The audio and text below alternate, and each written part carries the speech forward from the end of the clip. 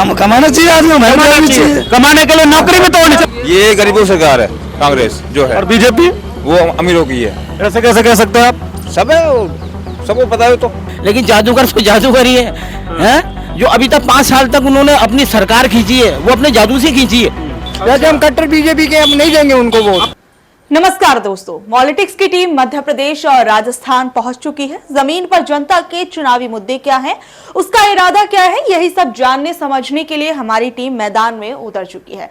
फिलहाल इस रिपोर्ट में हम राजस्थान चुनाव की बात करेंगे। राजस्थान का रिवाज हर 5 साल में सरकार बदलने का रहा है, पर अशोक गहलोत सरकार अपनी योजनाओं के दम पर इस रिवाज को बदलने का दावा कर रही है। क्या ये मुमकिन है? क्या वाकई गहलोत सरकार की योजनाएं केंद्र की मोदी सरकार से बेहतर है जैसा कि दावा है?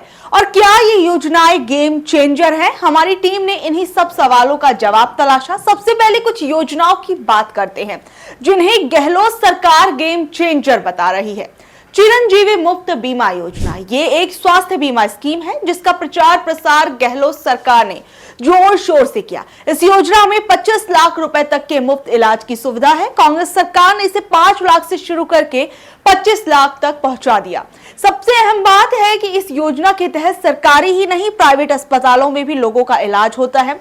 मुफ्त बिजली योजना, हिमाचल और कर्नाटक में कांग्रेस ने चुनावी समय में फ्री बिजली देने का वादा किया था जिसका चुनावों में भी फायदा मिला। राजस्थान में भी चुनावों से पहले कांग्रेस सरकार ने 100 यूनिट फ्री बिजली देने का ऐलान किया है। साथ ही 200 यूनिट तक बिजली पर लगने वाले सरचार्ज को भी खत्म करने की बात सरकार ने की है।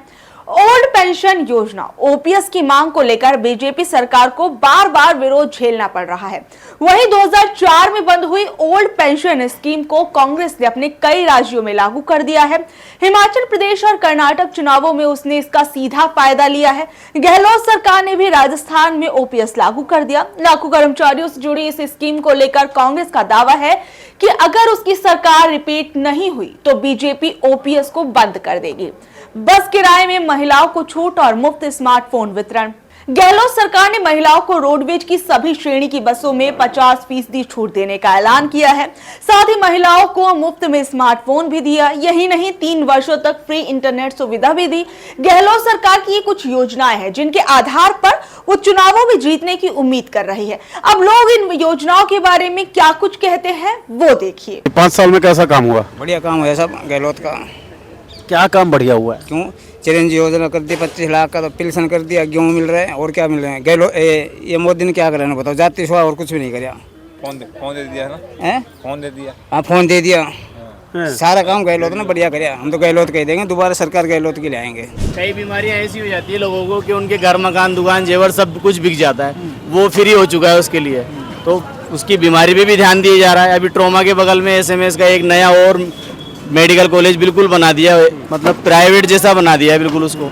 चिरंजीवी उसके अंदर लाभान्वित है सब। अंदर से सारी दवाइयाँ फ्री हो जाती है आजकल। जो सरकारी अस्पताल में जो दवाइयाँ हैं उनकी मतलब सब कुछ मिल जाता है वहाँ पर।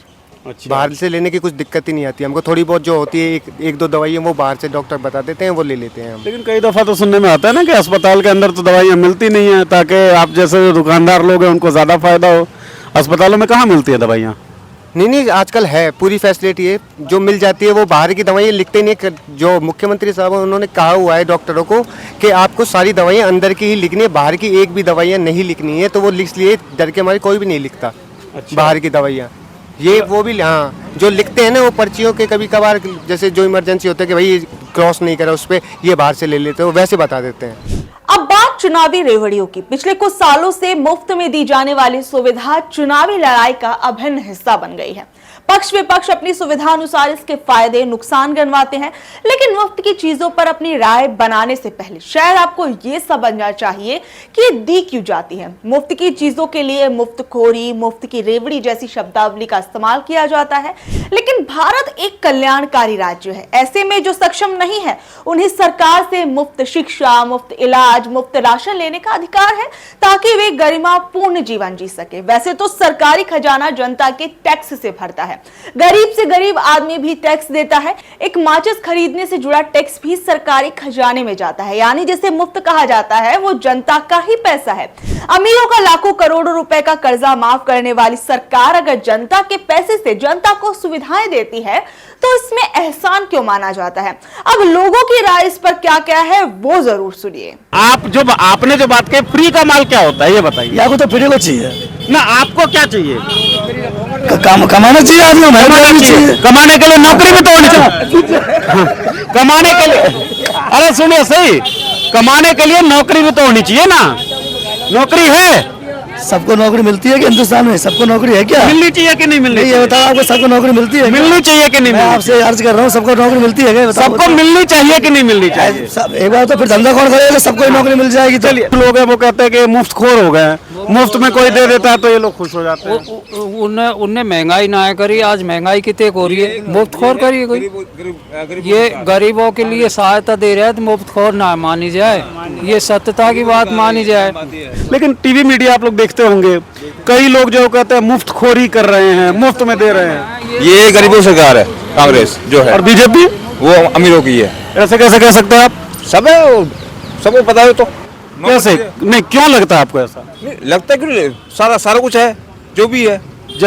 जैसे बोले तो अपना सारा मतलब पैसा कहाँ गया? अडानी के पास गया, सारा नीरव मोदी ले गया। मुफ्त की चीजों पर अभी आपने जनता की राय सुनी। गहलोत सरकार दावा कर रही है कि अपनी योजनाओं के दम पर वो सत्ता में वापसी कर रही है। बीजेपी का कहना है कि गहलोत सरकार ने घोषणाएं तो लंबी चौड़ी कर दी है पर बजट में प्रावधान किया नहीं है। बहरहाल जनता बदलाव चाहती है या सरकार रिपीट करना चाहती है, ये उसी से सुनिए। वैसे हम कट्टर बीजेपी के, हम नहीं देंगे उनको वोट। कट्टर बीजेपी के हैं? कट्टर बिल्कुल बीजेपी को देते। बीजेपी राजस्थान में बहुत ही कम चांस है नहीं वैसे। पर राजस्थान में तो भाई 5 साल में सरकार बदल जाती है, और क्या गहलोत साहब थे तो बदल नहीं जाएंगे? नहीं बदलेंगे, नहीं बदलेंगे, गहलोत साहब बदलेंगे। राजस्थान के चुनावों में क्या सरकार रिपीट होगी या बदलेगी? कैसा रहा है ये 5 सालों का कार्यकाल? सर अभी तो इस चीज का तो कोई पता ही नहीं है कि क्या होगा। क्या होगा ये तो नहीं पता, लेकिन क्या हुआ ये तो पता होगा ना। जो तो हुआ, जो पिछला हुआ, जो तो सही हुआ। अब आगे के लिए तो कुछ कह नहीं सकते कि कौन सी सरकार बनेगी, कौन सी नहीं बनेगी। अच्छा, ये कह रहे हैं कि पिछला जो है वो सही हुआ। पिछला मतलब पिछले 5 सालों की बात मैं कर रहा हूँ, जब अशोक गहलोत सीएम रहे हैं। आपको क्या लगता है, सही रहा है? बिल्कुल सही रहा, बिल्कुल सही रहा। अच्छा, हाँ, आपको क्या लगता है साहब? गहलोत सरकार से। ये देखिए, कह रहे हैं गहलोत सरकार सही है। भाई आप सब लोग कांग्रेस वाले तो नहीं है ना? नहीं, हम इस बात के नहीं है। हाँ जी, काम बोल रहा है उसी के ऊपर बोल रहे हैं, सरकार से हमें कोई मतलब नहीं। काम जो हुआ वो बढ़िया हुआ है। गहलोत साहब के राज में काम बढ़िया हुआ। चलिए आप दूसरा सवाल लेते हैं। बढ़िया हुआ है, सारे काम बढ़िया हुए, लेकिन जादूगर तो जादूगर ही है, हैं?